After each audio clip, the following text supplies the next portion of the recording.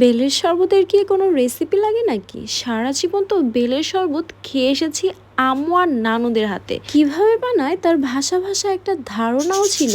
অথচ সত্যি বলছি, এই ভিডিও বানানোর আগে কখনো নিজের হাতে কিন্তু এই বেলের শরবত বানাইনি।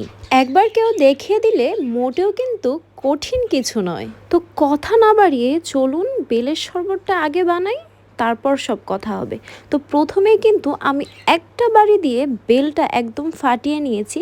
দেন আমি আস্তে আস্তে করে বেলটাকে কিন্তু সম্পূর্ণভাবে খোলস ছাড়িয়ে নিয়েছি। এখন আমার যে কাজটা সেটা হচ্ছে এই বেল থেকে এর বিচিগুলো একদম অণুবীক্ষণ যন্ত্রের মতো বের করে ফেলা।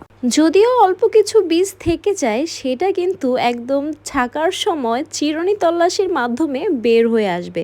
তো বেলটাকে আরও নরম করার জন্য কিছুটা পানি কিন্তু আমি অ্যাডজাস্ট করে নিয়েছি। আর এই পর্যায়ে যদি খুব বেশি পানি দেওয়া হয় তাহলে কিন্তু শরবতটা অনেক বেশি পানসে হয়ে যাওয়ার সম্ভাবনা থাকে। হাত দিয়ে সুন্দর করে চটকে চটকে বীজগুলো ফেলে দেওয়ার পর এখন কিন্তু চিরুনি তল্লাশি করা হবে।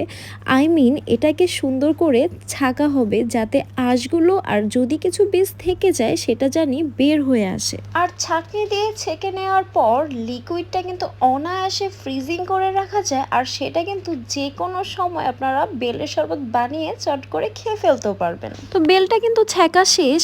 এখন আমি এটার সাথে মিক্স করে নিয়েছি চিনি আর দিয়ে দিয়েছি কয়েক টুকরো আইস। এই শরবতটা যেমন পিপাসা মেটাবে তেমনি কিন্তু অনেক পুষ্টিকর। আর এই ঠান্ডা ঠান্ডা প্রাণ জোড়ানো বেলের শরবত আপনারা চাইলে কিন্তু ইফতারের আয়োজনও রাখতে পারেন।